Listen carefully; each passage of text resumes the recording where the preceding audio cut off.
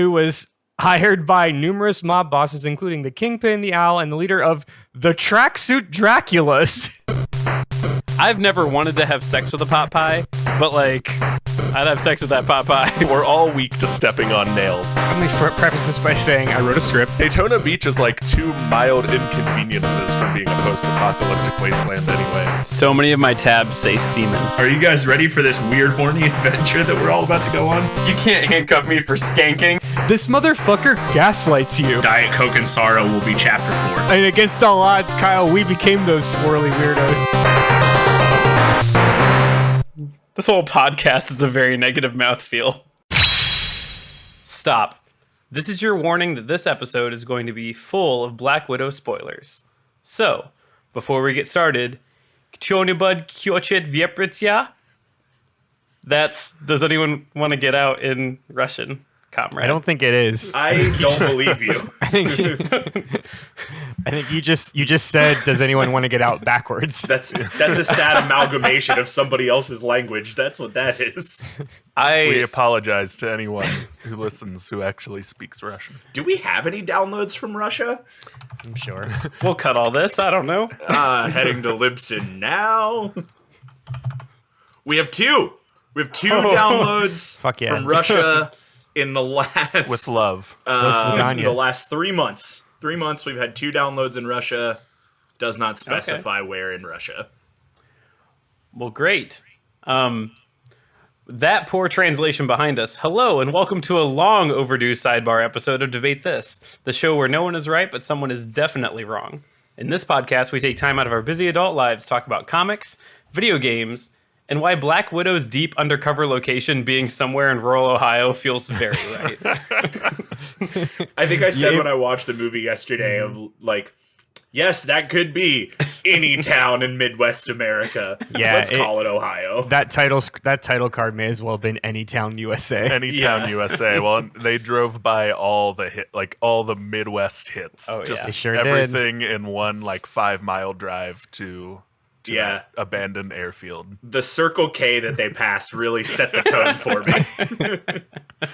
So I'm Todd Thomas, and joining me today to discuss Black Widow plot points, spoilers, and more is Kyle Crimson Dynamo Harper, Matt Ursa Major Cole, and Andrew Vostok Henderson, which obviously I had to use the Winter Guard names here because that's just... Very good. We'll probably talk more about that. But anyway, we've all consumed Black Widow through in-person or through Disney Plus over the past 24 hours, and now we are ready to talk about it with you, our beloved listeners. I did not like through in person. That bothered me a little bit. We watched it through it. We consumed it through in person. Yeah, that's fair. Language is weird.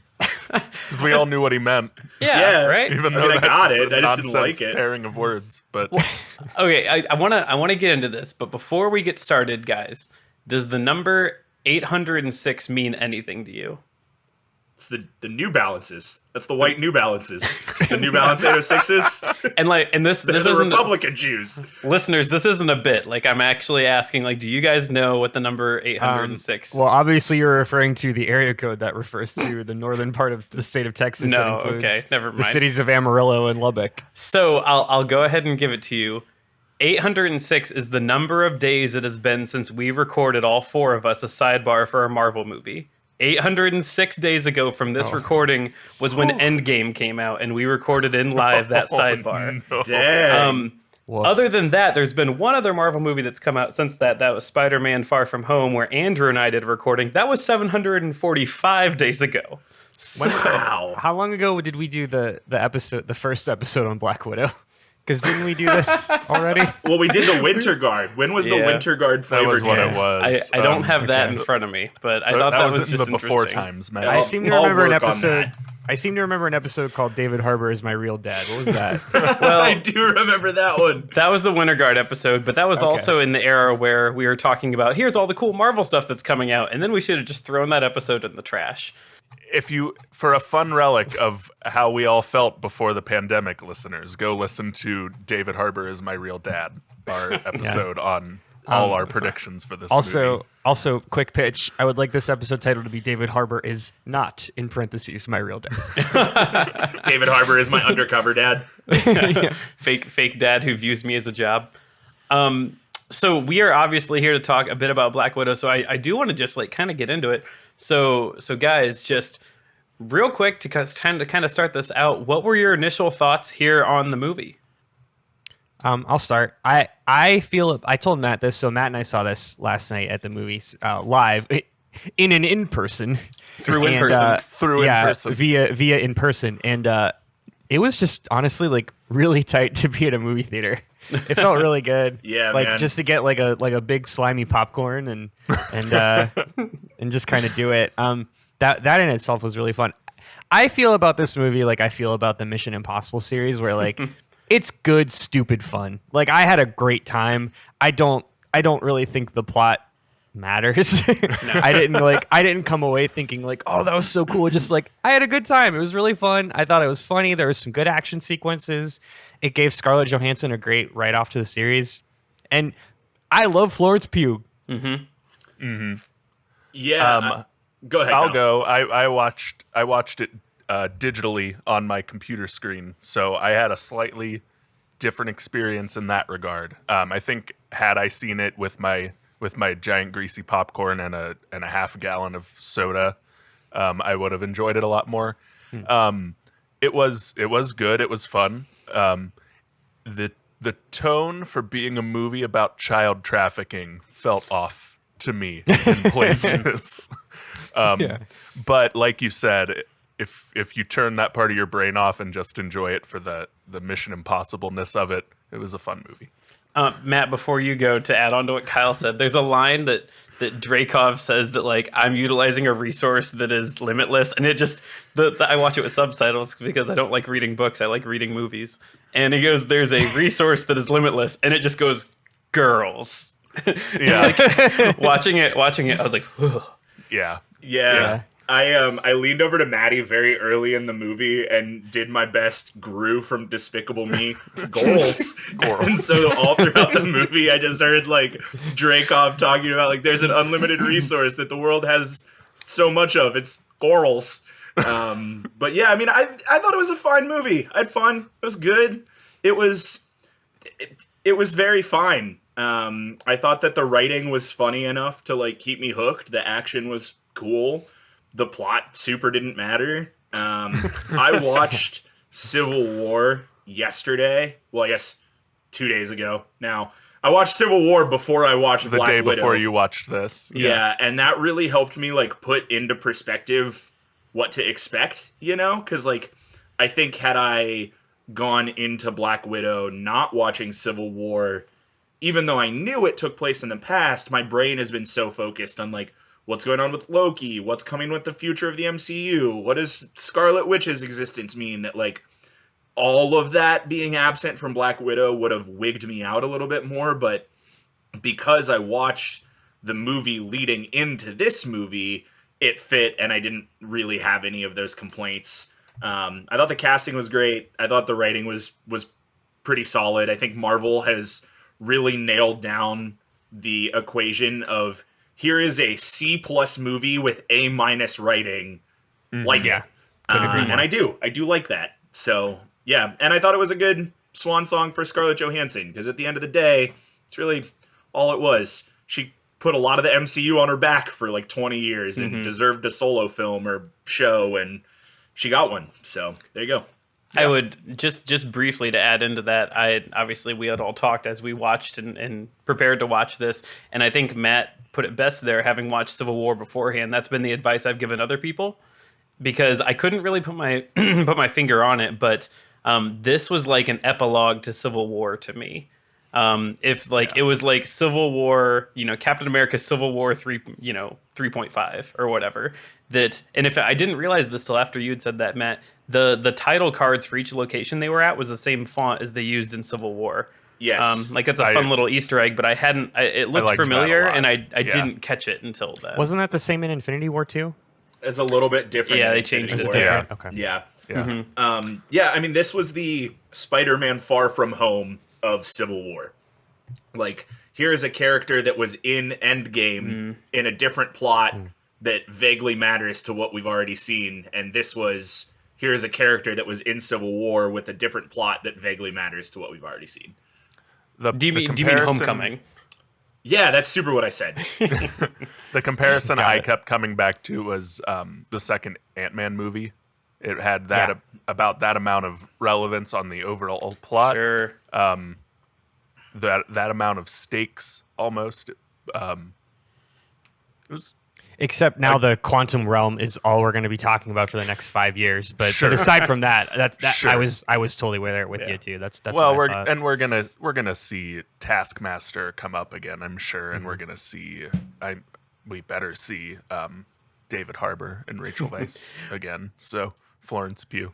We're going to talk All of about the some of above. those things. So we'd kind of already touched about it again. So listeners, in case you're still kind of lost where this lands, so Black Widow takes place immediately after Civil War, which leads it before Infinity War. And then that post-credit scene you get is after Endgame. I think that we had said before the recording it was like 7 years after Civil War. The events of the movie we had just watched. Yeah, Yeah. because Civil War was 2016, and then the end of Endgame was 2023. Yes, that sounds right. So let's talk a bit more about this. So overall, we kind of discussed some of this, but what are your thoughts on the plot overall? So I mean, we have the story that kind of went from Natasha evading, Secretary Ross. She's then rescuing her sister. She's then disbanding the Red Room. She's then taking down Dreykov. She's then just kind of like getting away in the end. What were your thoughts? Your thoughts, good, bad, ugly, over the plot that we had here today? It all felt very.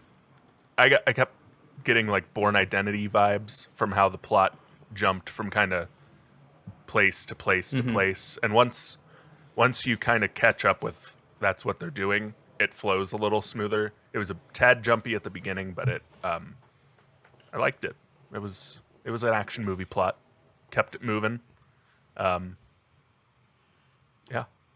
Yeah, much like Endgame, the first 15 minutes does not reflect to represent the rest of the movie. Yeah. And for better or for worse, I liked the intro role. I liked the setup. I think that's the whole like the Rachel Weisz's character was Melina and Alexei are sleeper agents. Like that's cool. That's very like late Cold War era. That's an interesting take. I think that's original. I don't think that were.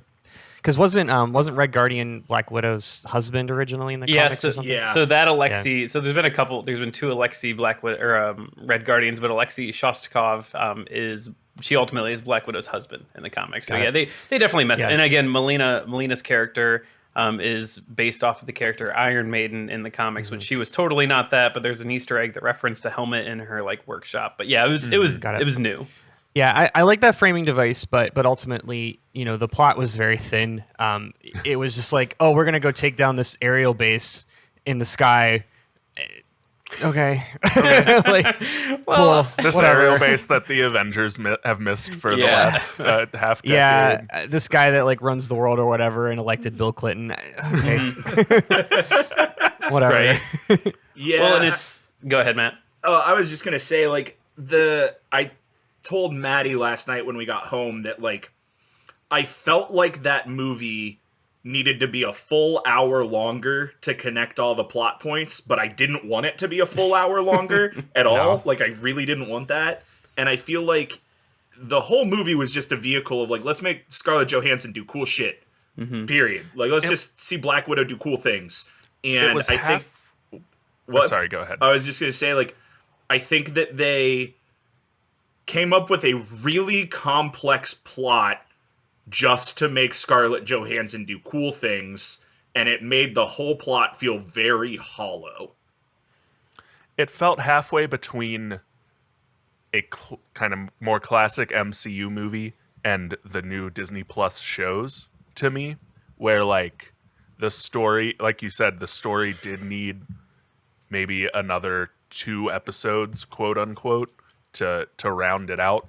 But in movie format, that would have drug a long time, on for a lot longer than that amount of time. So I it really felt to me like the bridge into the Disney Plus series of shows, even though it came out after 3 shows are almost wrapped up now.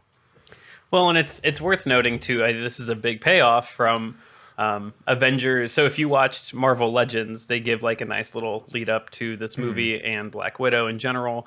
And I think a lot of us had probably forgotten Loki's monologue in 2012, where he refers to Dreykov's daughter, which like we never get a resolution to that. So this is a decade in the making.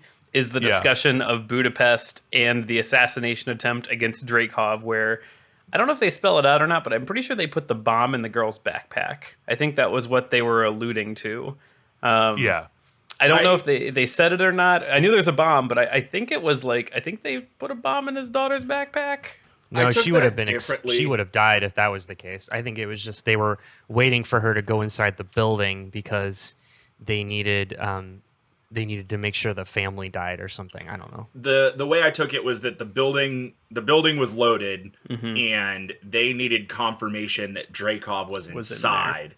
And his daughter going to the office was that confirmation. But regardless, it's just interesting to know that like an Easter egg from 2012 that meant nothing became the overarching plot of a big bad.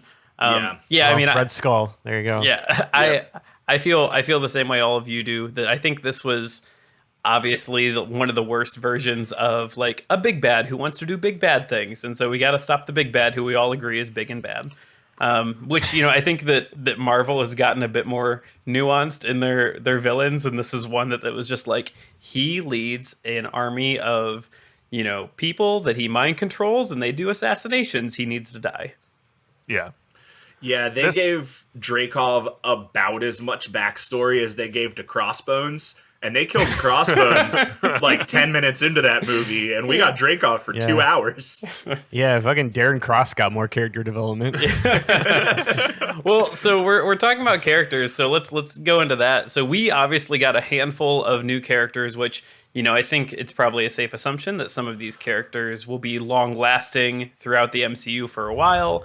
And then I think there's some that we'll probably never hear from again. So for you all, I would just love to hear like who stood out to you, and who do you want more from, or who could you have like used more story from? Who do you want to see carry the MCU forward for the next decade, and why is it David Harbour? It's absolutely. I mean, first and foremost, it is David Harbour. When we finally cut to him at arm wrestling people in the prison, lying about fighting Captain America. I got everything I was waiting for in the movie. It was incredible. Beyond that, I would have liked to have seen more of Ross in the movie. I think he's going to be a bigger player going forward. We all know that. And we've gotten such a slow drip on that I wanted that the spigot to open a little bit more. He looked awful, by the way. Well, and I think, this is forecasting. I think that is he is an older man at this point, and I think that is either just the harsh grasp of age pulling him down, or I think it is alluding to the fact that like he is ultimately going to do something wild with the super soldier serum and become Red Hulk. I'm just here to say that we're going to get Red Hulk eventually, and I'm going to keep saying it. Even if he retires and he's like, I'm never doing another movie, I'm going to say, yeah, but is he going to be Red Hulk? I feel like the deal was sign on for these amount of movies. The mouse will keep you alive that long. Yeah, they got to give him Feige's got to get him another Blood Boy, a new Blood Boy. Because I'm just saying the difference between William Hurt in Civil War, and this was filmed like 2018, I assume. Like that's Feels not right. Probably like 3 years of elapsed, because I assume they filmed Civil War in like 15.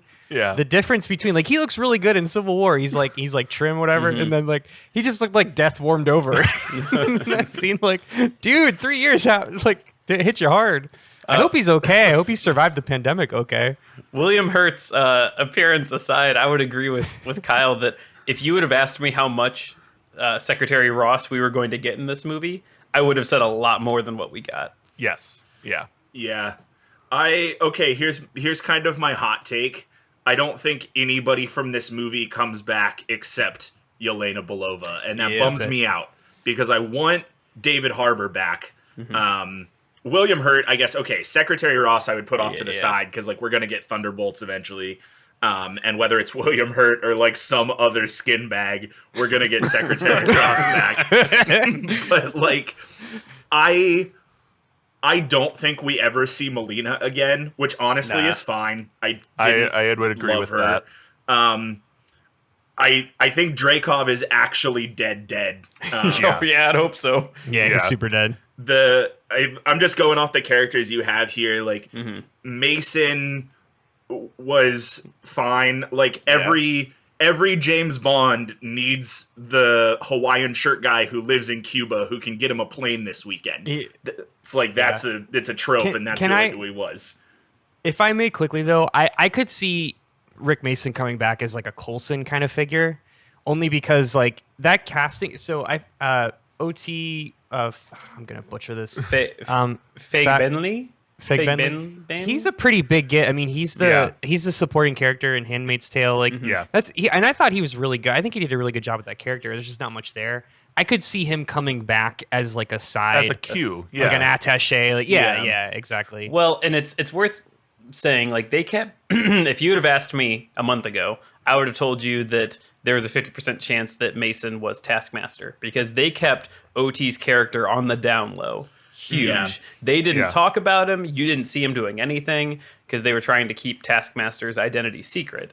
And I think that was intentional to try and make you think that OT could end up being, Mason / Taskmaster, which obviously didn't happen. But I would agree. Like, I think there's maybe a chance. But yeah, keep going, Matt. Yeah, I don't think we get Taskmaster again. I really don't. I think that Taskmaster was a very Crossbones level. We just needed a disposable villain to kick some ass, and like she did kick some ass, and it was real. I really enjoyed the Taskmaster scenes, but like the way that her character ended in this movie, I think is just like she's done. I think she was only being driven to be Taskmaster by her father's control, and I think that's over. And then I really hope we get Ursa back. I mean, we talked about it a lot. Like all of your Richters was a big get. And I was really surprised that we got him for one 10-second bit, For that broke radio. his arm and called it a day. I was really surprised by that. So my hot take is we only get Yelena Belova back with the exclusion of Secretary of State General Ross. The two that I really hope we get back are David Harbour and Ursa. I don't know that we do, but it would be nice. And kind of the reason that I have this thought is I was thinking yesterday, like, why could this movie have not come out after Civil War? Like, why wait so long to give us a movie that happened 7 years ago?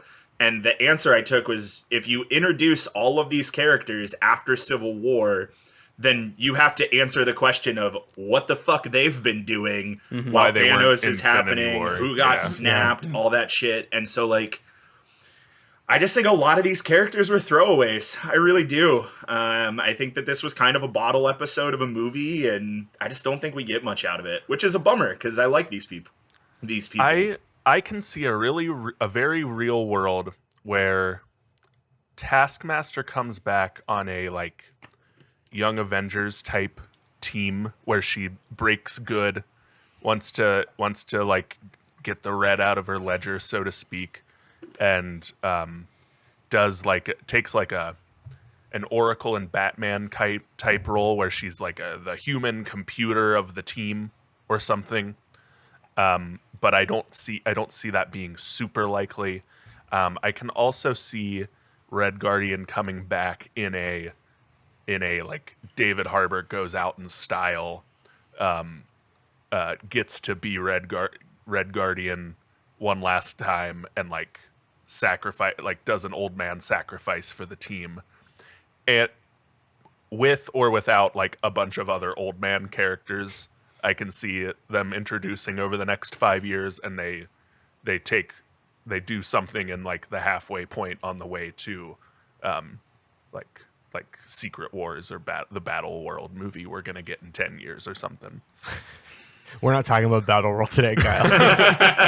We're always talking about Battle World. I want to talk a little bit about Yelena Yeah. because I think Yelena represented the successful execution of writing a good female character. Yes. That we have not gotten. I'm going to say it. We have not gotten that in Scarlet in Natasha's character, and we didn't really get that a lot in Carol Danvers. And I think we finally got that. It's like the threads of a very well written female protagonist. And there's a couple things that I thought they did really well. You know, this was like, as great as David Harbour was, like, yes, he was definitely driving the like the comedic side. This would have been a very different movie without him.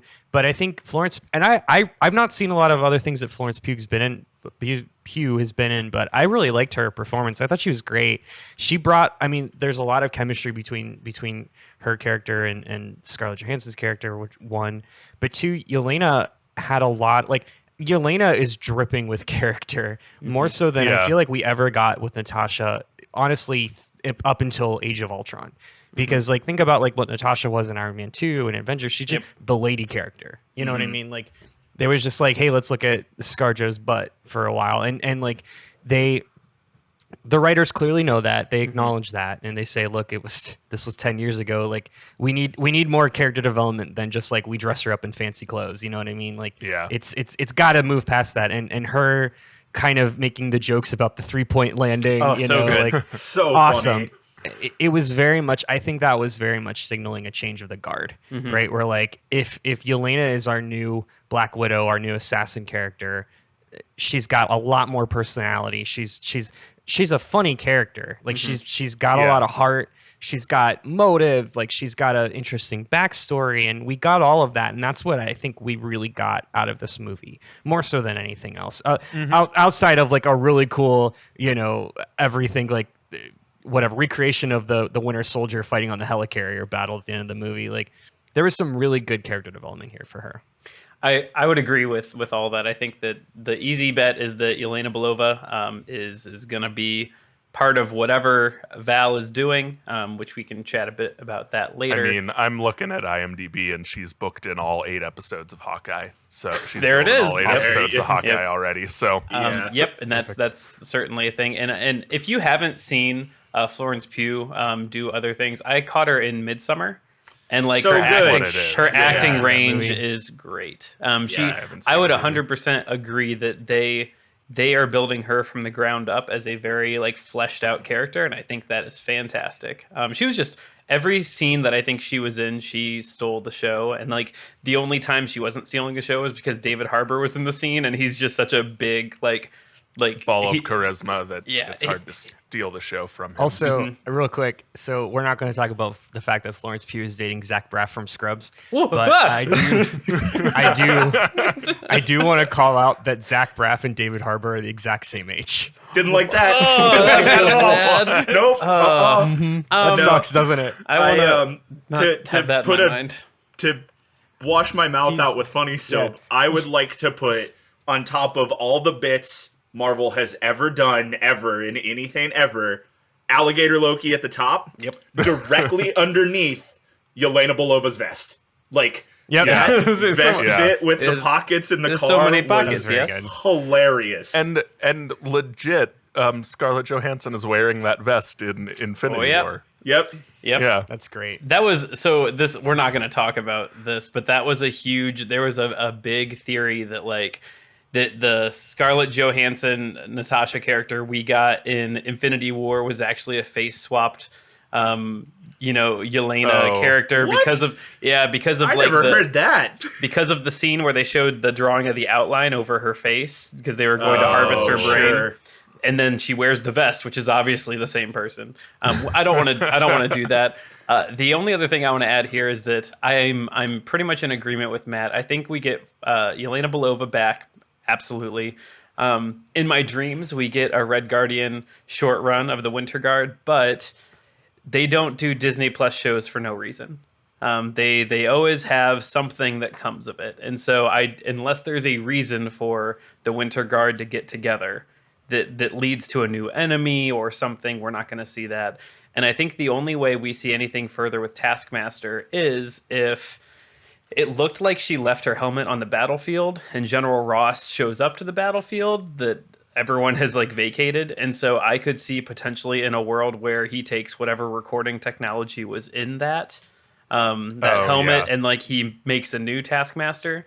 We'll talk more about Taskmaster in a hot second.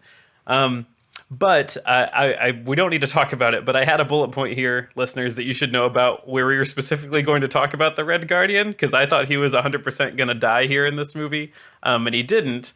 I don't think we need to talk more about Red Guardian at this point. We all want David Harbour. We're going to tweet at Marvel, give us more David Harbour as Red Guardian, because all of his like old war stories that were obviously not real, or when he says to Black Widow, like, does he talk about me? Does he ever tell you? Like, there's David Harbour's like war stories are gonna get the same treatment that like Louise's retelling of events from Ant-Man are online, where everyone is gonna be like, wouldn't it be hilarious if David Harbour shows up and blah blah blah, and it's like, no, that would actually be terrible because you're not a movie writer, but your heart's in the right place. Like, that'll be the bit online for the next year and a half. But I mean, isn't it like fairly likely that we could see a D+ show that's just like the Adventures of Red Guardian?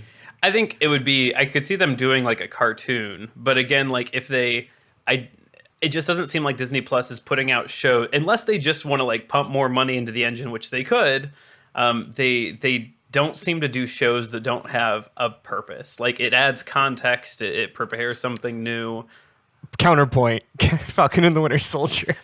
But that was the second time we got to see Val. That gave us, if nothing else, US Agent. I'm just being an asshole.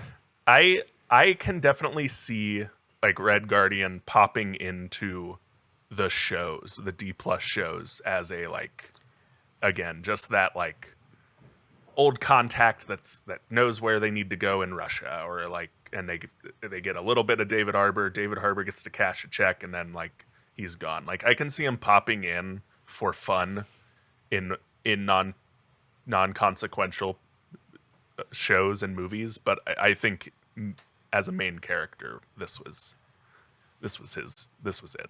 I've two quick takes before we move on from this topic, and take number one is that David Harbour was too good of a Red Guardian for them to ever cast a different Red Guardian, which means that we probably don't get Red Guardian any younger than like 40.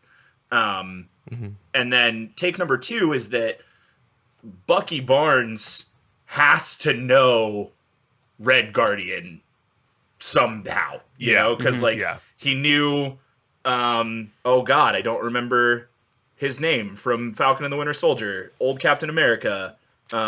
Isaiah Bradley. Thank you. Yep. Like, he remembers Isaiah Bradley from literally the Cold War era. We know that Red Guardian was active during the Cold War era. They have to know each other, and so. Is it possible then? So when Red Guardian's talking about fighting with Cap, is it possible that he fought with Isaiah Bradley instead of Steve Rogers? Oh, I guess. It super is, because he never said Steve Rogers. or any details. He just said the shield. True. Well, and because they even say, like, wouldn't he have been in the ice when that happened? Right. Yeah, Maybe he actually never fought. Well, no, he definitely fought a Captain America. The joke is that he didn't. Yeah. Because this would have come out before Falcon and the Winter Soldier, and then and then Falcon and Winter Soldier would have come out, and everyone would have been like, "Oh, he wasn't lying," and we just did it backwards. And we missed that connection. But he also says to Natasha, like, does he tell you about me, or does he talk about me? So like, he doesn't say, does Steve talk about me? Yeah, but I mean, like, Natasha probably doesn't know Isaiah Brad. I don't know. The whole thing. He's been in a Siberian prison in the middle of nowhere. He doesn't know which Captain America is making the news. He knows he fought a Captain America. He could be that old though, because he has a version of the super soldier serum.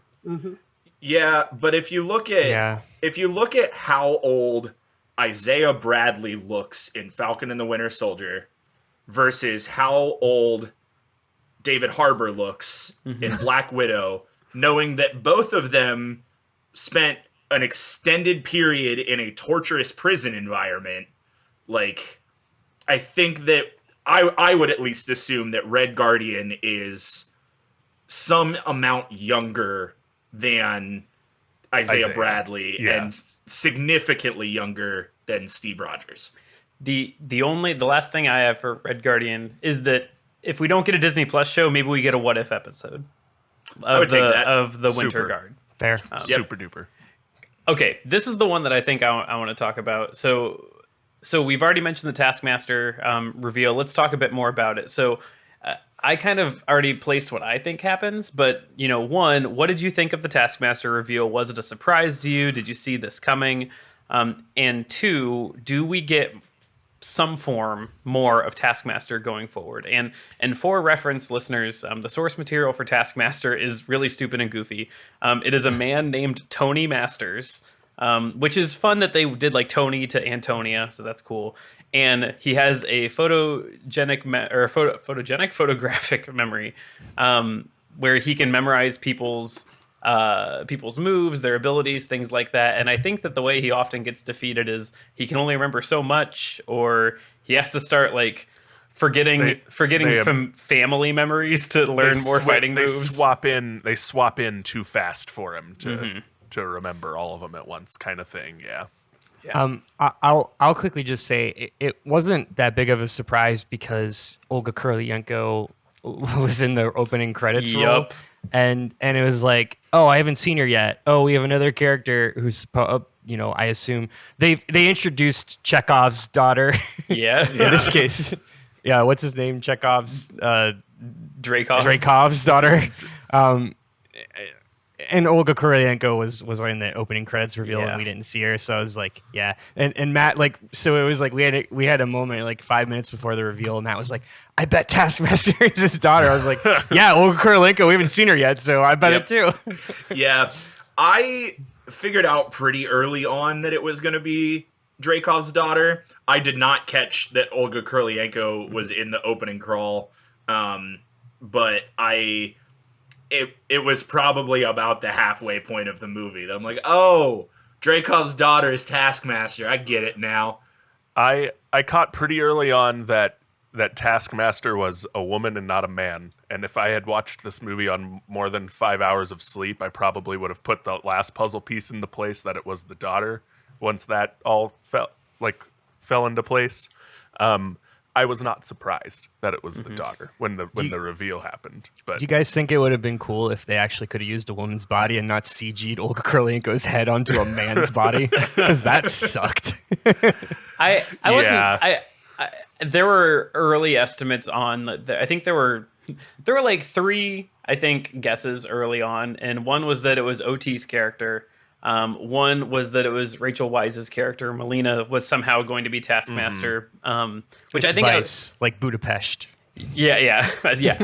And I think I was still in that Melina camp for a lot of the movie, and then like obviously it gets to the end, they do the face swap technology. That's not the case. And then real early on, people were like, "Oh, Hawkeye is Taskmaster," and I had seen that, and that was. I was half expecting that to be the reveal, but I also had the no, this is definitely a woman character. Yeah, and I think the only reason anyone thought that whatsoever is because the previews featured that arrow shot so many times, and everyone's like, "Oh, Hawkeye," and you're like, "Yeah, like the whole dude's whole thing is like taking people's powers." So I didn't see that reveal coming until like right before it happened.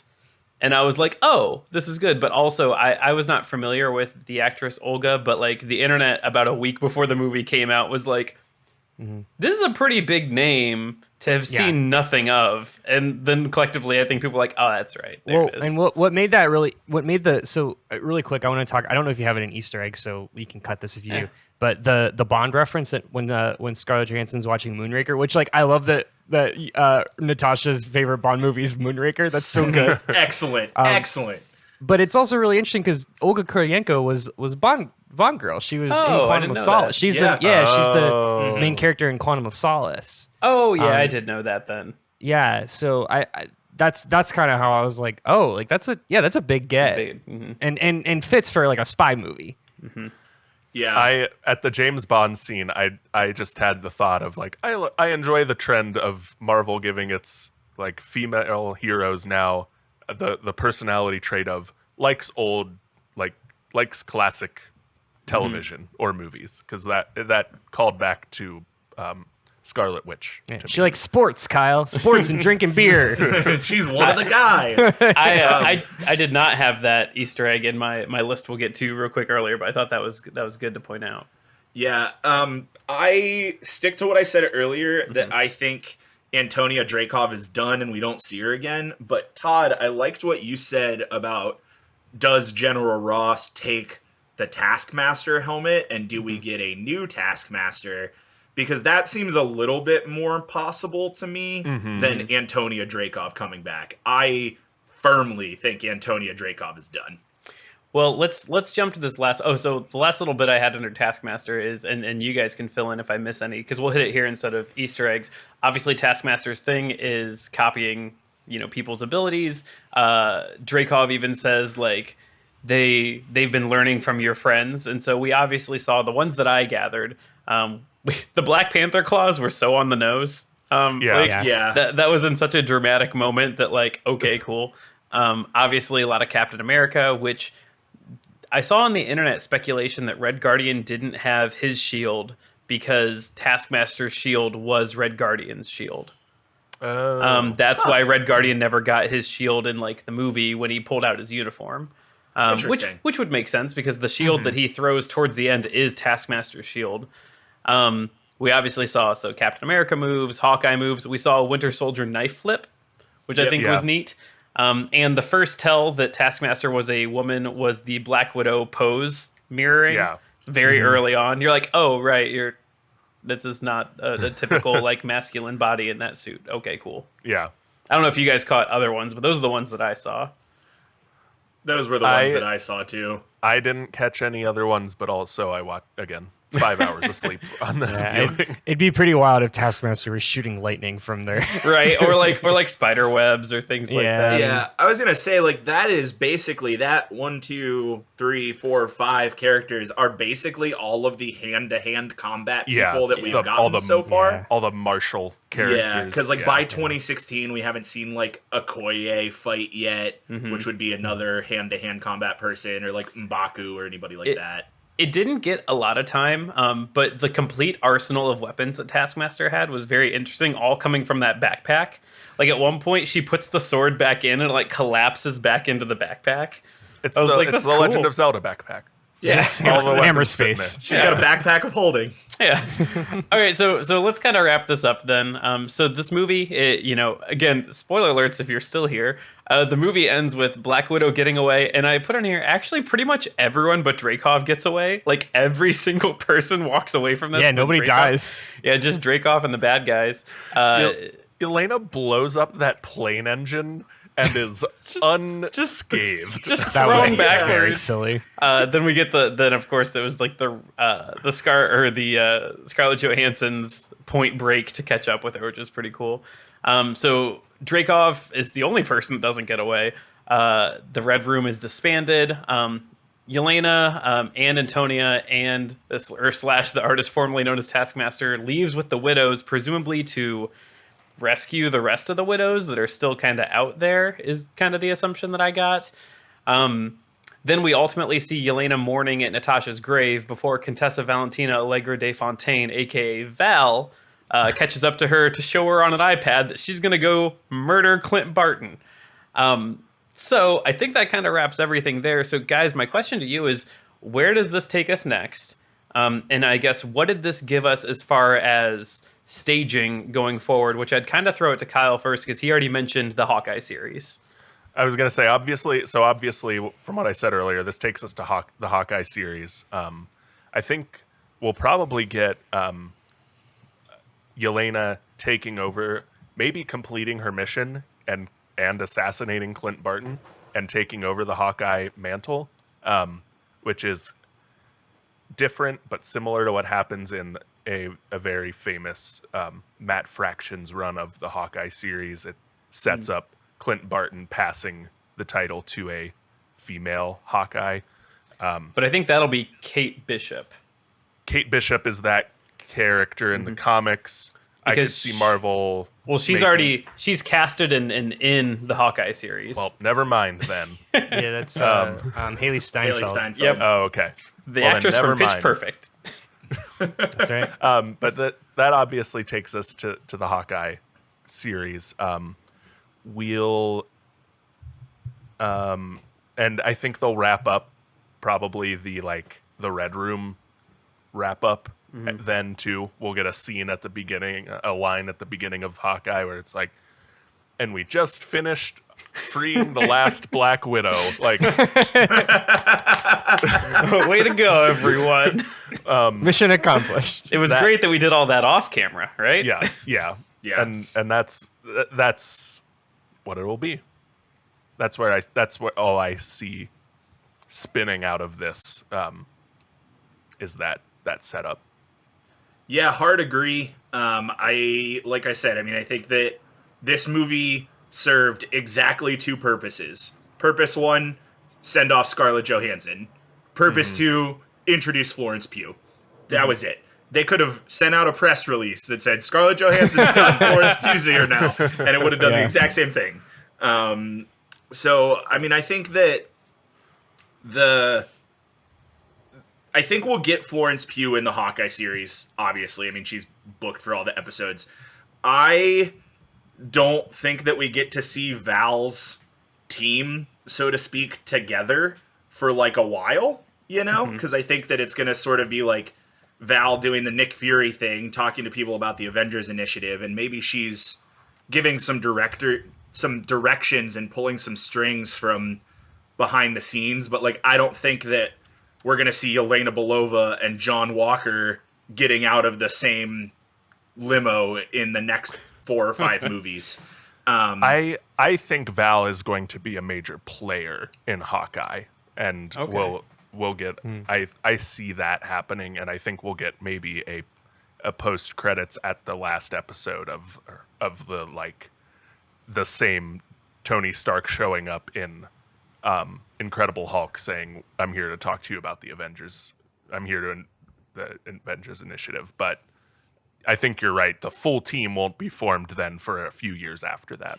Aside from Jeremy Renner, aside from like Hawkeye, Kate Bishop, and Yelena Belova, have they? And I'm asking this because I have not looked this up. Have they revealed who like the bad guy of Hawkeye is going to be? Because all that I know so far is it's supposed to be like a passing of the torch story for Kate Bishop, and I have the IMDb page open. I can rattle off named characters so far if that we want to do that and that sparks anything in anyone, but I haven't seen anything official. I would take that. Give me that list. All right, so I'm seeing named characters: Maya Lopez, Zach Dunesk, Eleanor Bishop, Jacques Duquesne. there it is. I'm from Pittsburgh. Kazi, William Lopez, Yelena Belova, Clint Barton, Kate Bishop, and City Park Jogger. From what I can tell, Jacques or Jack Duquesne. So Jack in The swordsman. He's Jacques Duquesne, aka the swordsman, which I have never heard of this character before. He looks like a fucking tool. Yeah. He's connected to Clint Barton. The Mandarin against Iron Man, committed to various crimes around the world. Yeah, so like maybe that's our like. Cool. Oh, surprisingly, swordsman fit in well and developed a crush on the Scarlet Witch. There you go. All right. He started alongside a brainwashed Black Panther or Black Widow and Power Man. Okay, who cares? Maya Lopez is Echo in the comics. Yes. She's a deaf character, Native American of the Cheyenne Nation. Looks like she fits in a little bit more with like Daredevil and Sure. Bullseye. Well, and part of the theory here too is that the Hawkeye. So there's a Hawkeye run where Clint loses his hearing, and so that could be easily part of this. I was just curious if that was anything. Here's one. Kazi is credited. Kazi is in the comics. Kazimirzak, aka Clown, Yes, thank you. who Please. hired by numerous mob bosses, including the Kingpin, the Owl, and the leader of the Tracksuit Draculas. Yes, thank you. To kill Clinton Barton. So maybe we're going to get the Tracksuit Draculas in Hawkeye. Okay, can we, for a second, I love the idea that Marvel at this point has so much clout that they could do that. Do the Oh, tracksuit yeah. There can be a Draculas. whole 2-episode portion of Hawkeye where he's Okay. disbanding the Tracksuit Draculas. So to Cool.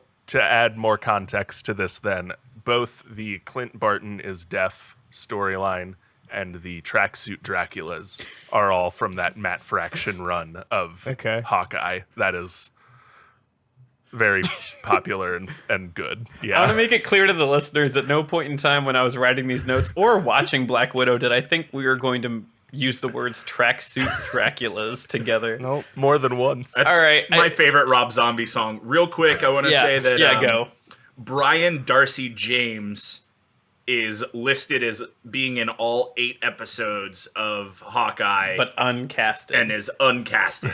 So That's usually a good sign too. I bet it's him. I don't know who he is, but I bet it's him. Yeah, so Matt and Andrew thoughts about where this kind of launches us that we haven't already said. Didn't I just give my thoughts? It's You Andrew's might have turn. Andrew. Yeah, you, it's, yes. it's my turn. I don't know, something Dark Avengers, Yelena, and fucking Kurt Russell's son are going to team up. Cool. I think my question at this point is, yeah, obviously those things that you said. My question at this point is: are we getting Dark Avengers? Are we getting Thunderbolts? Is it an amalgamation of the two? And I'm curious to see Hard to how that comes together. Actually, let me pose this question. So, I wonder if, knowing that there are potential other villains in Hawkeye, I'd be curious to, we'll find out, is maybe Yelena is introduced as an early villain, he puts in air quotes, but maybe it's Yelena and Kate Bishop teaming up, and maybe that means that Kate Bishop actually gets on this new, this new team up, and maybe, I don't know, fuck it, maybe Val's team, whatever that is. Like, I like the idea that Val is kind of the new Nick Fury, and she doesn't really necessarily have to be evil. She's just complicated. Yeah. I think So, like, I don't know. It's cool that, like, maybe this is our new, like, earthly Avengers where they're, they're going to other countries, and then the new Cap, Sam is gonna go out in space or something. I don't know. Yeah. I would add this so I think Kate Bishop's going to end up in the Young Avengers. I think that's where she's going. I was going to say that. The Young Avengers are definitely rumored, and then I think the Dark Avengers are also coming. Probably 2 different D+ series there. I don't know if they're going to be, like, huge in the movies. They'll cross over, and then I think we'll get the Thunderbolts will be the movie bad guy team, and there might be, like, a TV show bad guy team as well. Here's what I would throw out. So if I wanted to call, my shot, that I can see us getting 2 teams, the Thunderbolts and the Dark Avengers, and I think that is decided on how No Way Home goes, because in the Dark Avengers, the Dark Reign storyline, what is his name? The Green Goblin, Norman Osborn, is a big shot caller in that. He is the one, like, pulling the strings for the Dark Avengers. And so I think that if we see a future where there is a Norman Osborn in the Marvel Cinematic Universe, because they have the shared rights, where he is, like, pulling the strings and bankrolling things as, like, an evil Tony Stark, then I can see us having 2 teams. And that is fun, because then at that point, if you think, like, it's hard to cheer for the bad guys, but if there's 2 bad teams, then there's, there's certainly, like, there's the bad, and then there's, like, there's the bad and there's the flawed. And so how do you see them interact? Man, Norman Osborn in the MCU would be such a good get. Well, that's the rumor, but then again, there's a lot of rumors in Spider-Man No Way Home, and no one knows what's happening. How mad are we all going to be if Tobey Maguire and Andrew Garfield just aren't in the movie? Like, just really actually aren't in the movie. What if, here's one better. What if we go to see No Way Home and it's just Morbius? Maybe a fun thing would be like us recording before we go to see it what we think it is, and then the recording afterwards, because the first recording will be so bad we'll never release it. Hey, that's what I had for the movie today. I want to go through the Easter eggs real quick, unless you guys have more closing thoughts on the movie. Can I, like, 30 seconds? I want to talk about Yelena real quick because we haven't really talked about much about I her. swear to God, I thought you were gonna say Morbius again.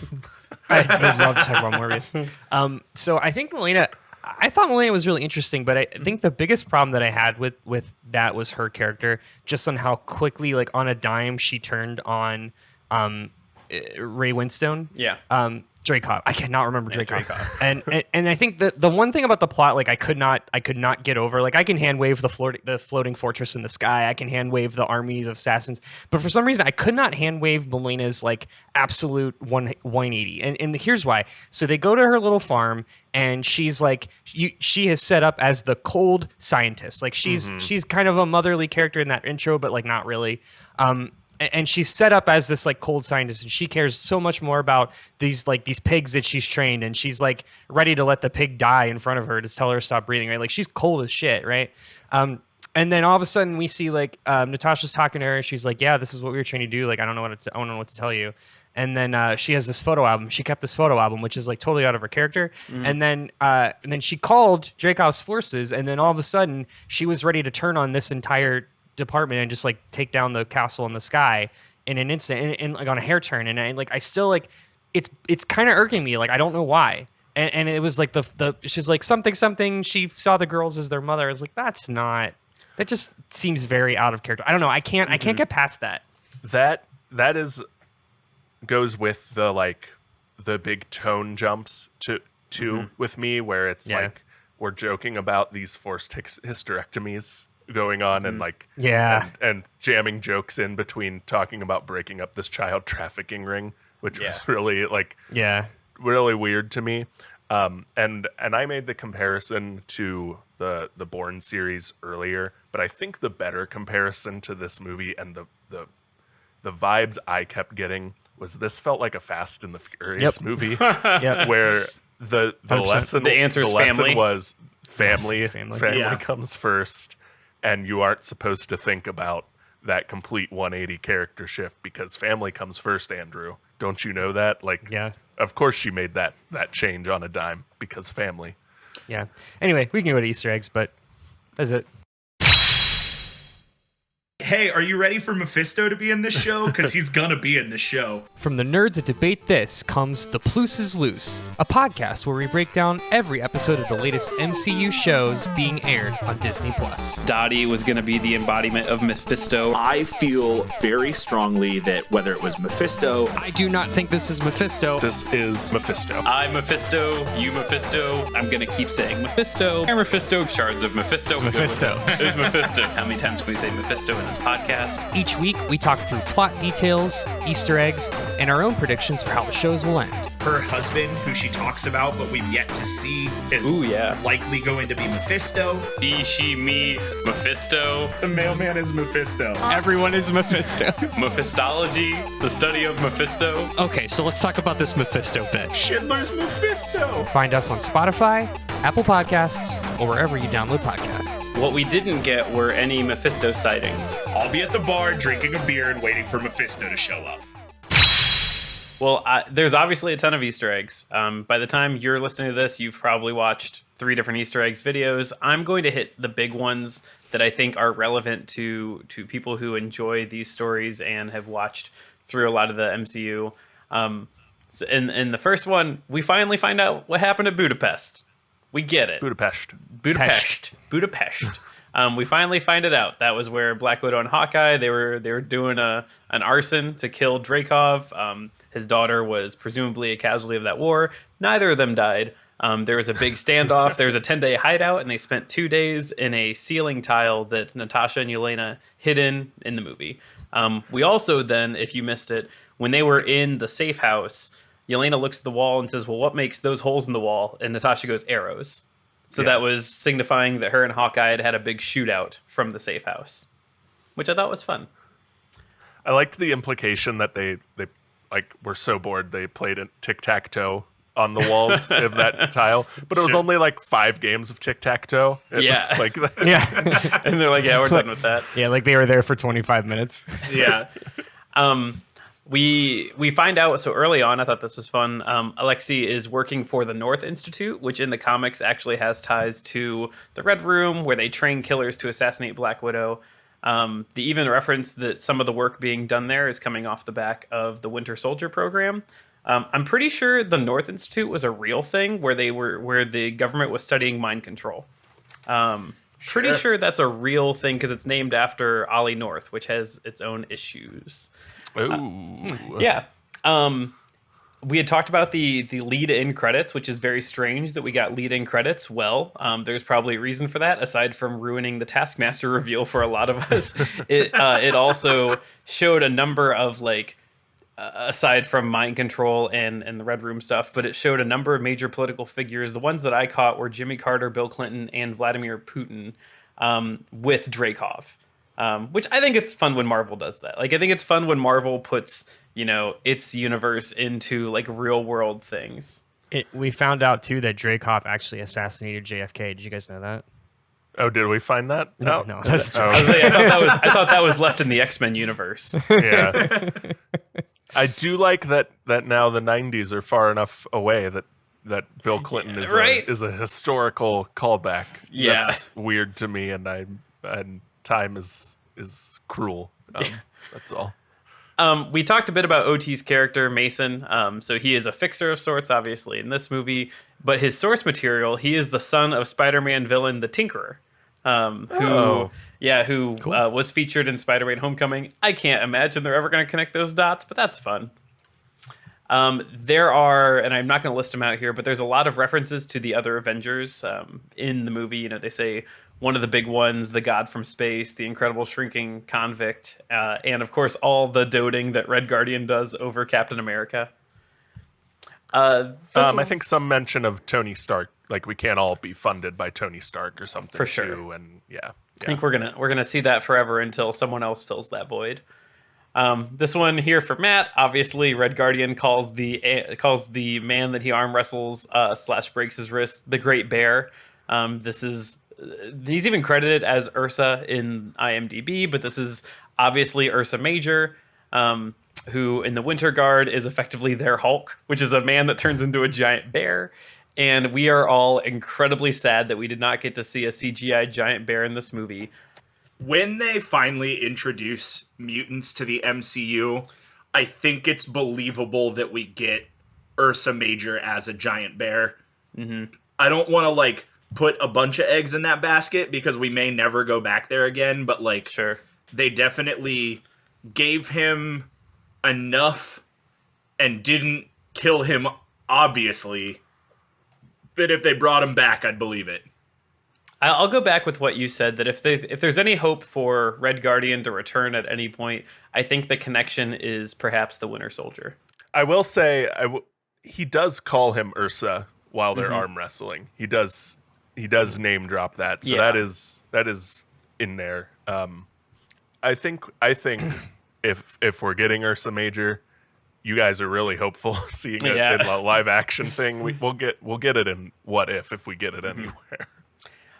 So more things to the Winter Guard. Yelena calls Red Guardian Crimson Dynamo. This is effectively the Russian Iron Man, who in the source material is Anton Vanko, who in this universe is the father of Ivan Vanko, aka Whiplash, who was the villain in Iron Man 2. He's also referenced in Agent Peggy Carter, which I think is canon, right?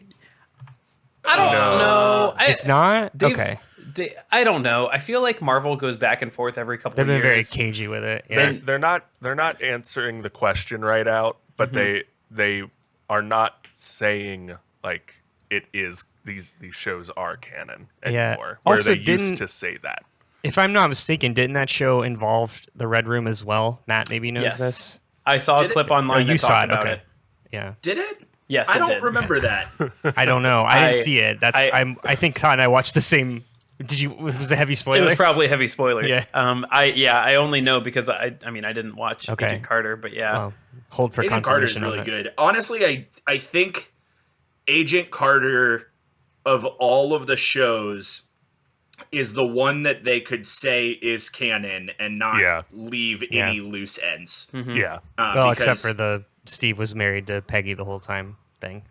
Well, yeah, but that's different universe. a different universe. It's variant shit. Something variant. Yeah, but like doesn't matter.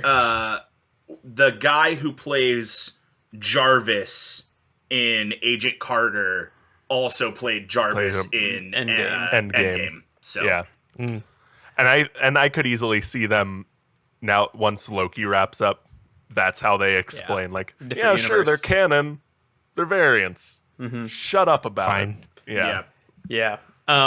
Which, obviously, this is a timestamp for this episode that we've recorded before the last episode of Loki comes out, just so everyone is on board with that. We do get, Melina references, she makes the quote, genetic potential at one point.